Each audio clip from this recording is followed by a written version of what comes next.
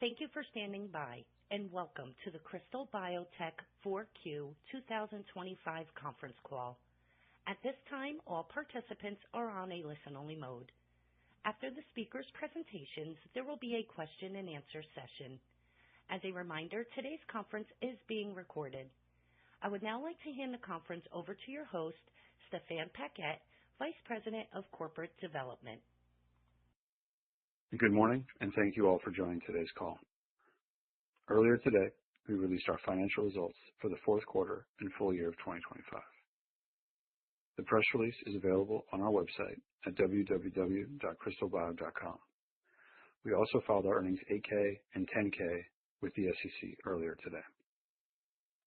Joining me today will be Krish Krishnan, Chairman and Chief Executive Officer, Suma Krishnan, President of Research and Development, Christine Wilson, Senior Vice President and Head of U.S. Commercial, Laurent Goux, Senior Vice President and General Manager for Europe, and Kate Romano, Chief Accounting Officer.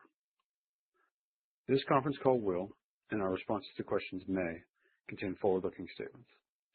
You are cautioned not to rely on these forward-looking statements, which are based on current expectations using the information available as of the date of this call, and are subject to certain risks and uncertainties that may cause the company's actual results to differ materially from those projected. A description of these risks, uncertainties, and other factors can be found in our SEC filings. With that, I will turn the call over to Krish. Thanks, Stéphane. Before I begin, I want to recognize Suma for being named to the Innovator list. The concept of enabling repeat dosing of a genetic medicine in a home setting by the patient is truly innovative. So congrats, Suma. Stepping back, I'm very pleased with where we are at Krystal. On the commercial side in 2025, we've made meaningful progress across all geographies. In the U.S., we added sales capacity and successfully re-accelerated demand. In Europe, despite the country-by-country nuances, we launched a genetic medicine that can be applied in a home setting by a patient. In Japan, we leveraged the attributes of VYJUVEK to establish a strong value proposition for patients. And we continue to broaden VYJUVEK access globally. To date, we've signed distributor agreements covering more than 20 countries, and our goal is to expand to over 40 countries in 2026. More importantly, the patient stories that we continue to hear about how VYJUVEK is changing lives remains deeply motivating for our entire team. On the pipeline, we're currently in the middle of 2 registrational trials in NK and in treating eye lesions in DEB patients, with the potential to initiate 2 additional registrational programs in CF and Hailey-Hailey later this year. Together, that positions us well for the next 5 years, and we believe that if approved, we have the capabilities to self-launch these 4 indications. Meanwhile, the oncology and the Alpha-1 trials continue to progress well. None of this would be possible without the dedication of the Krystal team, and I'm grateful for the commitment and execution. Overall, Krystal is building a durable commercial gene therapy company with disciplined capital allocation. We're generating strong gross margins and operating profitability while expanding global access for VYJUVEK and advancing a focused pipeline. Our operating principle is straightforward: invest behind measurable execution milestones, compound value without relying on dilution, and work diligently to get the next pipeline medicine approved. Turning now to results. We're pleased to report another quarter of revenue growth with net VYJUVEK revenue of $107.1 million in Q4. That brings total net VYJUVEK revenue since launch to over $730 million.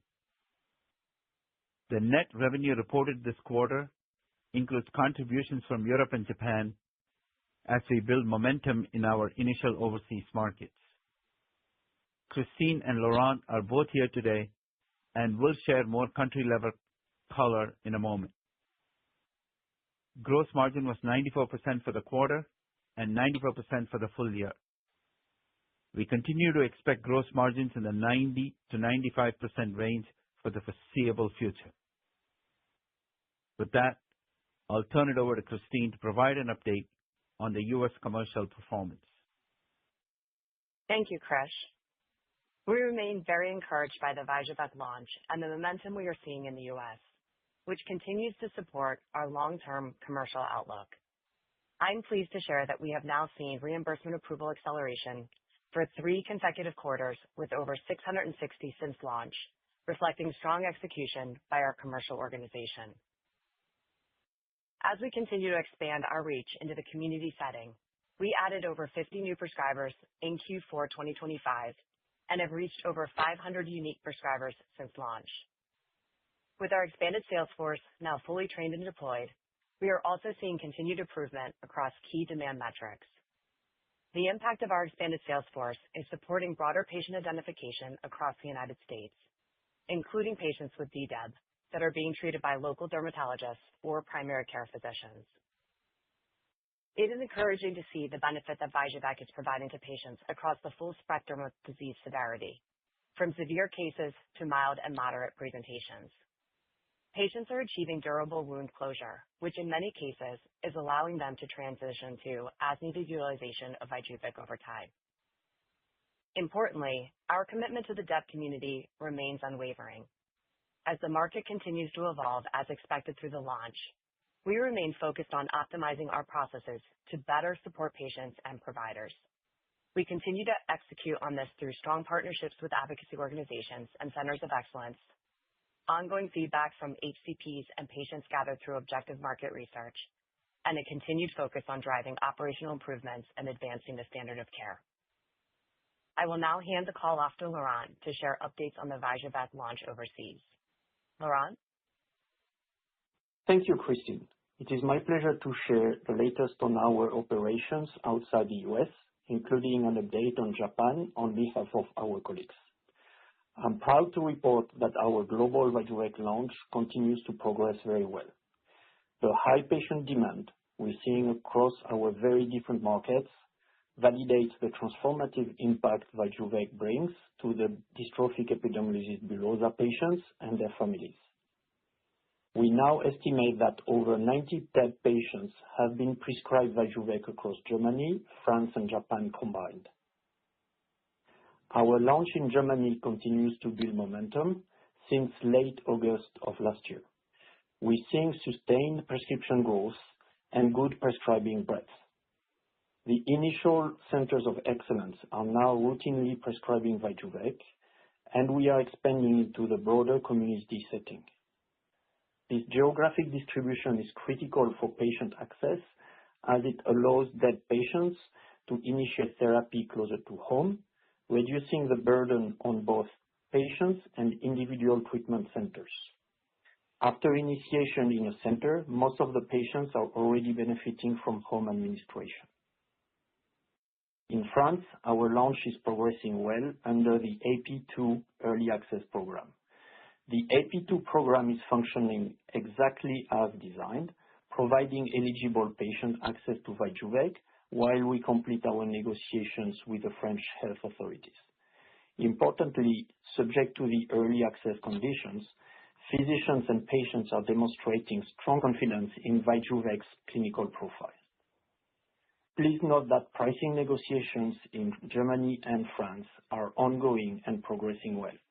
We expect this negotiation to continue until at least the second half of 2026 in Germany and 2027 in France. Our colleagues are also achieving early launch successes in Japan after successfully negotiating pricing in October of last year. This includes building a unique in-country distribution model to enable home delivery while addressing the many strict regulations regarding the handling of gene therapies in Japan. Leveraging this infrastructure, our team is driving VYJUVEK adoption and patient treatment in the home setting.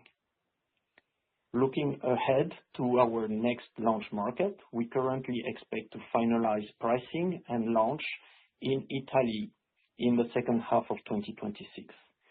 Italy represents another significant DEB patient population, and we are working diligently to ensure timely access to these patients. Additional pricing negotiations are advancing on schedule in Europe and the UK. I'd like to highlight another important validation of VYJUVEK's clinical impact.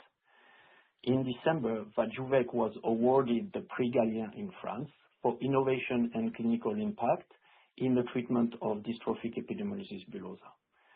This recognition from the French medical and scientific community underscores the transformative nature of VYJUVEK and strengthens our position in ongoing reimbursement discussions across Europe. Looking beyond our direct markets, I'm also pleased to share that we have expanded our distributor network to now include Israel. This expansion demonstrates our commitment to serving DEB patients across various geographies and positions us well for continued growth. While it's still early in our commercialization journey outside the US, we're seeing the foundation being established for sustainable revenue growth in these markets. The successful pricing negotiations we completed in Japan have been very encouraging and we believe provide a positive benchmark for our ongoing European discussions. With that, I'll turn the call over to Suma to share the latest on pipeline development at Krystal. Thank you, Laurent, and good morning, everyone. It is my pleasure to share today's updates on our development efforts. Thanks to the hard work of our dedicated R&D team, we are making rapid progress on our rare disease pipeline, generating breakthrough clinical data, and moving quickly towards multiple registrational data readouts later this year. I would like to start by highlighting one such breakthrough recently achieved with our KB407 program for the treatment of cystic fibrosis. A little over a month ago, we announced the successful delivery and expression of full-length wild-type CFTR protein following KB407 administration to the lungs of patients with CF. Not only could we confirm full-length protein expression in CF patients with class 1 mutations, we also saw that HSV-1 airway cell transduction was consistent across all patient biopsied. In a diverse patient population, including 4 modulator-ineligible patients with uncorrected lung disease, we consistently observed transduction rates ranging from 29% to 42%, and all usable biopsies were positive for transduction. Taken together with encouraging apical CFTR expression observed in class 1 patients, as well as durability of expression out to at least 96 hours, these results give us high conviction in the potential of KB407 to fill the treatment gap that exists today for modulator-ineligible patients. We are working closely with the CFF TDN and the FDA on a repeat dosing study design and streamlined pathways to support registration. We look forward to sharing updates once we have aligned with the agency and expect to start repeat dosing in the first half of the year. Our KB407 results also have profound implications for our platform, showcasing the versatility of HSV-1-based gene delivery to epithelial tissues beyond the skin. With upcoming readouts for KB801, KB803, and KB408, we hope to further underscore the exciting potential of HSV-1-based gene delivery to both the lung and eye. Another important advantage of our HSV-1 platform is the potential for convenient at-home dosing. Although it took us a few years, we're very proud that VYJUVEK is now approved in the United States, Europe, and Japan for administration in the home setting with the option for caregiver or patient administration. This is a fantastic breakthrough for DEB patients and one we want to secure for as many of our pipeline programs as possible, including our ophthalmology programs, KB801 and KB803. To that end, we have updated the protocol of Emerald-1, our registrational study evaluating KB801 for the treatment of NK. Our updated KB801 study protocol is briefly summarized here. To expedite the potential path to registration, we have upsized the study and now expect to enroll approximately 60 patients in the study. And to enable flexible administration options from launch, while also mitigating the risk of human error when administering an eye drop, we have updated the KB801 dosing regimen. Patients enrolled in Emerald-1 will receive KB801 or placebo once daily. Importantly, KB801 or placebo may be administered either by HCP or by a caregiver or the patient after receiving appropriate training. We believe that this change will provide maximal flexibility to patients and their caregivers and ultimately support superior real-world outcomes. It is also a change that is only made possible by the clean safety profile that we have observed to date across both KB801 and KB803 programs. We do not expect these changes to meaningfully affect our timelines to data readout. Thanks to the rapid expansion of our clinical trial site network, already over half the number of sites have been activated, and we are well on our way to target 30. We continue to expect data before the end of the year. We have made similar updates to our KB803 program, again with the goal of maximizing flexibility and real-world outcome for patients from the day of launch. Our KB803 protocol is summarized here.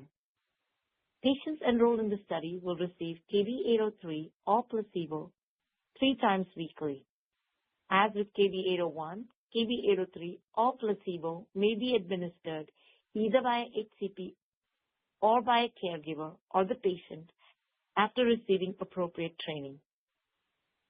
With our existing trial network and patients available for rollover from the natural history study, we expect to complete enrollment in the first half and report data before end of the year. We are also making tremendous progress across our broader pipeline, working towards our registrational study start and multiple additional clinical data readouts before year-end. Our clinical development efforts for KB111, our latest rare skin disease program for the treatment of Hailey-Hailey disease, are progressing well. Our team is in the process of developing our HHD-specific scale and is on track to complete the study in the first half of the year, enabling a registrational study start in the second half. We expect many of our patients from the scale validation study to enroll into the registrational study. We are actively enrolling patients with AATD lung disease in our KB408 repeat dosing study and expect to be able to issue a data update before year-end. This study includes multiple bronchoscopies, both at baseline and after 4-week KB408 doses, and will help us better understand the additive effects of repeat KB408 dosing on lung, AAT, and bound neutrophil elastase levels. These are key data points that will support accelerated approval discussions with the FDA. We are also enrolling patients on our phase 1/2 KYNITE-1, evaluating inhaled KB707 in patients with advanced NSCLC. Here as well, we are on track for clinical data updates later this year with an opportunity to move quickly into a registrational study, having already received FDA input on a phase 3 study design to support a potential filing. Finally, I would like to make a special mention of the 2 program designations we recently received from the FDA. In January, the FDA granted us a Fast Track designation for KB111, and earlier this month, we received a RMAT designation for KB707. These designations underscore the potential of our programs to address urgent unmet needs for patients with rare and serious diseases. They also provide us important advantages to accelerate our programs, including opening the door to accelerated approvals based on surrogate or intermediate endpoints. Having received similar designations for VYJUVEK in the past, we are well versed in the many benefits they can provide and how to best leverage them. We look forward to working closely with the FDA to accelerate KB111, KB707, and a broader pipeline of redosable genetic medicines. With that, I'll hand the call over to Kate. Thank you, Suma, and good morning, everyone. I'll now provide some highlights from our fourth quarter and full year financial results reported in our press release and 10-K filing earlier this morning. We previously announced preliminary 4Q 2025 VYJUVEK net revenue of $106 to $107 million. Our final net revenue from global sales of VYJUVEK during the fourth quarter of 2025 was $107.1 million, which includes sales from our Q4 launches in both France and Japan. This marks growth as compared to the prior quarter of almost 10% and approximately 18% growth when compared to the prior year's fourth quarter.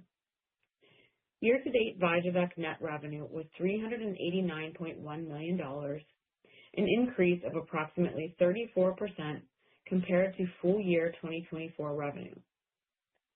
Gross to net revenue percentages remain consistent with prior quarters. Cost of goods sold was $6.6 million compared to $4.3 million in the third quarter and $4.9 million in the prior year's fourth quarter. Gross margin for the quarter was 94% as compared to 96% in the third quarter and 95% in the fourth quarter of 2024. This change in gross margin is in part due to the volume of products sold outside of the U.S. increasing, which still carries a higher cost per unit ahead of our planned manufacturing process optimizations for products sold in these markets. R&D expenses were $14.8 million compared to $13.5 million in the prior year's fourth quarter, and SG&A expenses were $41.4 million compared to $31.3 million in the prior year's fourth quarter. This increase was primarily due to increased headcount, legal and consulting services, and marketing costs to support our global launches of VYJUVEK. Operating expenses for the quarter included non-cash stock-based compensation of $13.8 million compared to $13.4 million in the fourth quarter of last year. Consistent with the prior year, we are providing guidance on our non-GAAP operating expenses. For 2026, we anticipate approximately $175 to $195 million in non-GAAP R&D and SG&A expenses. This represents an increase over year-to-date 2025 actual non-GAAP R&D and SG&A expenses of $150.3 million and is the result of our continued planned spend on VYJUVEK global launches and further development of our pipeline. As we discussed in the third quarter, we released a majority of the valuation allowance that was previously recorded against our deferred tax assets. We also benefited from the reversal of the Section 174 R&D capitalization requirement under the One Big Beautiful Bill legislation. This resulted in a one-time non-cash tax benefit that increased reported EPS for this year.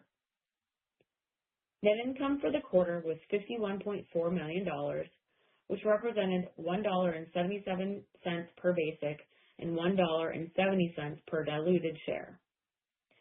Net income for the year was $204.8 million, which represented $7.08 per basic and $6.84 per diluted share, reflective of the previously mentioned one-time benefits.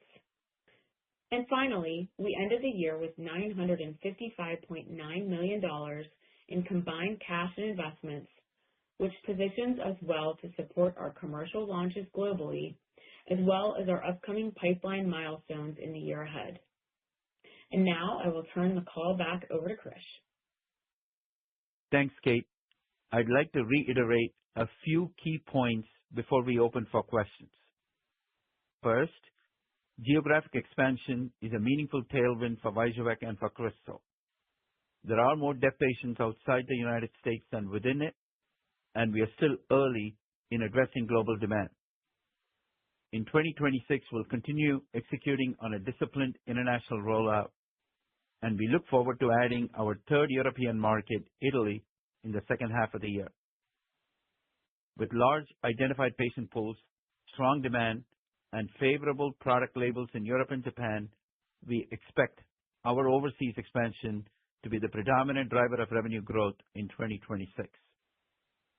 In the U.S., demand continues to grow, but we're also seeing an evolution in utilization patterns among some longer tenured patients, shifting toward more intermittent treatment cycles as their disease management stabilizes over time.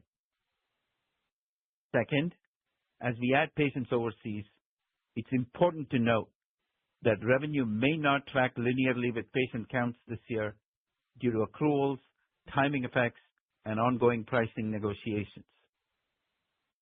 That said, having completed strong, successful negotiations in Japan, we believe we have a strong value proposition to present to European payers, and we look forward to reaching final alignment on pricing.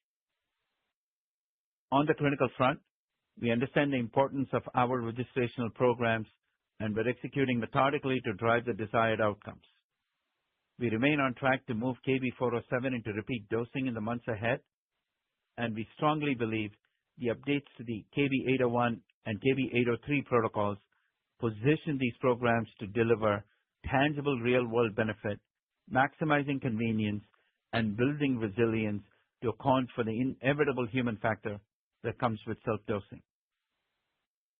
We were also pleased to receive RMAT for KB707 and Fast Track designation for KB111, two designations we know well and that can meaningfully shorten development timelines. We're excited to advance both of those programs along with KB408 for alpha-1 deficiency, which is progressing through the redosing phase of the initial study. Overall, 2026 is shaping up to be a busy and an important year, and we're approaching it with a lot of enthusiasm. With that, let's open the call for questions. Certainly. At this time, we will be conducting a question and answer session.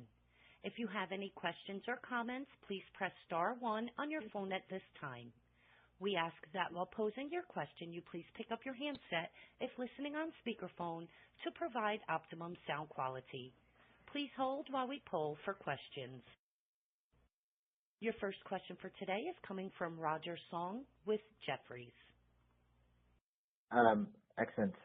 Thanks, team, for the update and congrats for the successful 2025. A couple questions from us. On VYJUVEK, Krystal, I heard you said a couple comments around the U.S. versus ex-U.S. Given 2 months in the 1Q, any visibility into the 1Q and then looking ahead at 2026, particularly contribution from ex-U.S. versus U.S. on the dollar value? Because I hear you say the revenue driver predominantly will coming from the ex-U.S. in 2026. Thank you. Yeah, thanks, Roger. Thanks for the question. And I want to clear out a couple of things. While I did say that the predominant growth driver will be from ex-U.S., I do want to highlight that demand in the U.S. is accelerating. I mean, you heard Christine talk about the number of reimbursement approvals being up Q over Q, and the one comment on while demand in the U.S. is accelerating, you should also assume that patients are now starting to settle into a start-stop regime, which is kind of tough. It's nuanced, and the kinetics of that is kind of a bit hard to predict.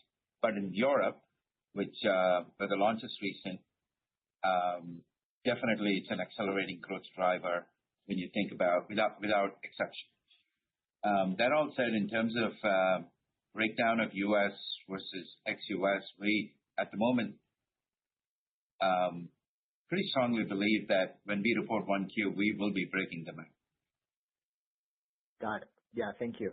And then in terms of the pipeline, I just noticing you adjusting the dosing regimen for both ocular and NK be a little bit more frequent. Just curious, any data to support that? I heard you said avoid the human error. So any data to suggest more frequent dosing may be resulting better outcome, and any plan to test less frequent dosing later on? Thank you. Yeah, I can take this. I mean, with 801, the weekly dose was deliberate. I mean, obviously, we have seen our blinded data from, and we feel pretty confident about that data. The reason initially we started with in-clinic dosing for 801, and we realized commercially for this to be a viable product, we have to, it has to be home administered. So again, there was, interactions with the agency to get that home dosing. I mean, obviously now it's implemented. The change was deliberate because now that the dose is being administered by the patient at their home, obviously we train the patients. I mean, there is always nuances with it, right? I mean, our concern is you want to make sure that, in the event of daily, administration, there's a dose that doesn't get into the eye, they blink, all kind of sort of administration errors. So we thought it'd be easy. We have a very safe profile and the drug is clean. So we figured, it's better to avoid, and also it's, it's easy for the patient to remember, right? Daily one dose in the morning, we can drop it in the eye. So I think it was deliberate to make sure that dosing is, they comply and we get the right dose in the eye. Got it. Yep. Yeah, makes sense. Thank you. Your next question is from Sami Corwin with William Blair. Good morning. Thanks for taking my questions. I was curious if you could provide any insight into the compliance rate so far in the EU and Japan. And then, Krish, previously you commented on, given Krystal's growing profitability, the company could potentially explore stock buyback options. So I guess I just wanted your updated thoughts there versus increased investment in the pipeline or M&A. Thanks. Thanks, Sammy. When you talked about compliance, were you referring primarily to the United States compliance number, or was it outside? Outside. Couple things. In the U.S. Yeah. Look, in Europe, compliance has been just as compliance had been in the U.S. when we first started the launch. The only comment on Japan I would make is by law in Japan, in the first year of launch, the patient only gets a 2-week prescription. And so one of the things which is a bit burdensome in the early days of the launch is for the patient to have to go back to the physician to get a new prescription every 2 weeks. To date, patients have been pretty compliant. It's the early days of launch. But when you look out over the next 6 to 9 months, one could imagine a situation where some patients may drop off on compliance purely based on this burden. But if there are any such dropouts, our expectation is by the time year 2 rolls out, which is the late second half of this year, we expect compliance to come back up to normal levels. Okay, and for Japan, that 2-week prescription burden, you said that lasts for the first year? Yes. Yeah. Okay. And on your second question on profitability and share buyback, look, we understand we have a few research programs. As you know, our pipeline, we have a few rare diseases that are in registrational and have to launch. We have a couple large indications, one being oncology, one being in alpha-1, one being in aesthetics. And until we kind of have a better sense of how those larger indications are going to go in terms of having a partner, having some support, either in development or in commercialization, it's difficult to be very definitive on a timeline for a stock buyback. But that said, one thing I have made clear in the past is we're not intending presently to use any of our cash towards in-licensing or buying any kind of third-party technology or company at the moment. Makes sense. Thank you. Your next question is from Alec Stranahan with Bank of America. Hey guys, thanks for taking our questions, and congrats on the close to the year. Two questions. Maybe first on ex-US, could you just remind us what's left on the pricing negotiations and how you expect the balance of price and volumes to trend over the course of this year into next in France, Germany, and Japan? Yeah, I think our present expectation is that we would reach some kind of pricing agreement with Germany in the second half of this year. It's tough, Alec, at this point to say if it's a 3Q or a 4Q, but our expectation is sometime in 3Q. With respect to France, clear expectation that we will not reach pricing agreement this year and probably be shifted to sometime in the first half of next year. That's our present expectation. Japan, we already have a price. The only thing to remember is in Germany, we will be accruing until the pricing is definite. We'll also be accruing in France until the pricing becomes definitive. And in general, and I've reiterated this in the past, we tend to be a bit conservative when it comes to accruing for a future price. Okay, that makes sense.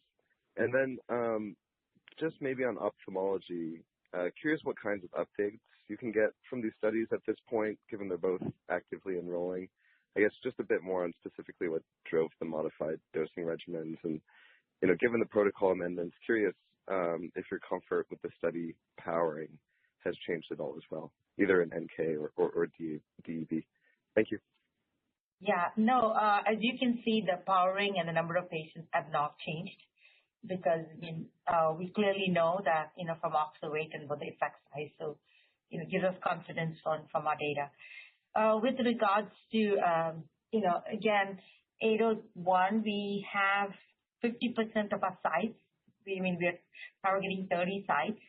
So, we can maximize and optimize, speeding up the process of enrollment. So, with 60 patients, even, on an average of 2 patients per site, we should be good to go. So, we have 50% of our sites up and running, and we are aggressively working on getting the other 50, which we should be, I think all of them done in the next couple of months. So I think with all of those sites up to speed, we feel confident in our enrollment as we, as announced that we would enroll this complete enrollment of the study by end of the year. And for 803, and also potentially announced, it's 8 weeks and then we have, hopefully the data all comes in and we can get data by end of the year. For 803, again, we feel very good from what we saw in our initial blinded study. Again, same thing. Initially, it was designed to do administered by clinicians in the clinic. And obviously, we realized that this has to be home administered for the study to be enrolled in patients' convenience. So we shifted from in-clinic to home dosing. And as a result, again, some of the same logic goes behind. We wanted to make sure that, we know from the data we saw that, give some flexibility for dosing for the patients because every day can be burdensome. It can be, so they have a volume and then they can administer the entire volume a couple of times a week. So that gives them some flexibility. This is what we learned from VYJUVEK. There were lessons learned and that helped us, optimize the dose for 803 in the clinic. Very clear. Thank you. Appreciate the color. Your next question for today is from Yigal Nochomovitz with Citigroup. Hi, thank you very much and congrats on the progress. I was just curious if you could speak in a little bit more detail with respect to the 90 patients that have been prescribed VYJUVEK in Europe, how that splits out across the geographies, Germany, France, and then also in Japan. And if you could speak to more specifically the cadence in terms of patient adds month over month in the recent quarter. Thank you. Hey, Yigal. Thanks for the question. It's really difficult to estimate number of patients in Europe. We do not. I mean, the laws are different between U.S. and Europe, and we're just making an estimate based on vials being shipped and pharmacies being disclosed. So while it's a close enough proxy, the number 90 itself is somewhat of an approximation, and to segment that further into France versus Germany versus other countries just makes it that much more irrelevant at the moment. But it provides a directional guidance until we break out revenues. So our expectation is starting in 1Q, we'll have an idea. I mean, you will have an idea of how U.S. is doing versus the rest of the world. But until then, the only reason we provided patient estimates is to give people a sense of how launch is going. And honestly, in all these three countries, given all the different nuances, and Europe is definitely a bit more burdensome in terms of figuring out supply chain logistics, getting the medication to the patient, we feel really good about the way it's gotten started. Fingers crossed, hopefully, that it continues to go in the right direction. Okay, understood. And then I was just curious, in Italy, how does the reimbursement work there? I know in Germany you have sort of this three-phase negotiation, and then in France you accrue from the beginning. What's the setup in Italy as far as how you do the reimbursement? Italy, we will launch once the pricing is finalized. So we're not expecting any accrual type situation in Italy. Okay, thank you. Your next question is from Ritu Baral with TD Cowen. Hey team, this is Josh Fleischman on the line for Ritu. Congrats on the quarter and thanks for taking our question. Just curious, was patient compliance also the major factor required to get at-home self-dosing for 803 and ocular DEB? And what was the differentiating factor that resulted in the 3 times a week dosing schedule for 803 and the once daily dosing schedule for 801? Yeah, I mean, I think one of the main deciding factor was obviously home administration. And the reason was, as I said, is we learned from Vyjuvek. I mean, from what we see from patient feedback, they have asked that can we administer the drug multiple times during the week. So I think we want to give them the flexibility. So we decided that, yes, let's have a volume and then give them the flexibility to, administer it as a couple of times during the week. So that was the best, regimen for these patients. Again, based on the data that we saw before, we feel pretty confident that this should not, make any difference. So again, convenience for the patient home, we give them a volume and they can administer it, that volume during the week. Okay, very helpful. Thank you. And then I just have one follow-up, please. On the Italian discussions, we recall that the original guidance for the Italian launch was in mid-2026, now it's second half. Is the delay associated more with rescheduling, or is it more on pushback than Vyjuvek's efficacy? I would not use the word delay. It's tough to predict whether it's in June or whether it's going to be in July, but I would not frame that as any kind of delay with respect to the Italian launch.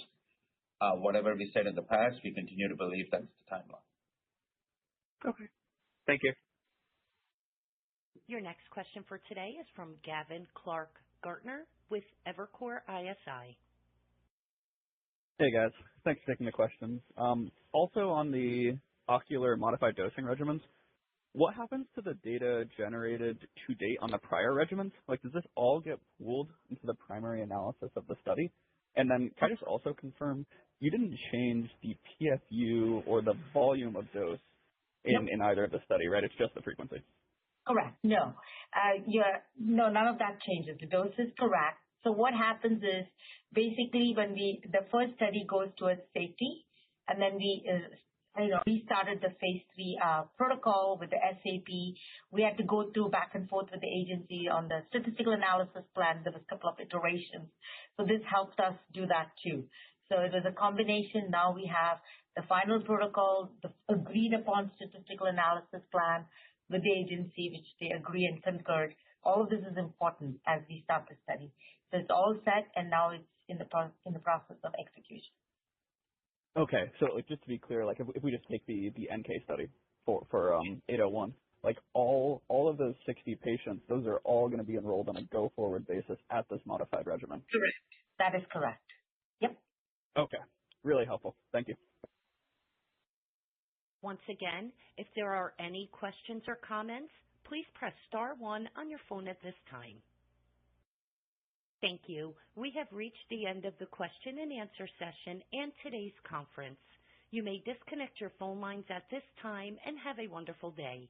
Thank you for your participation.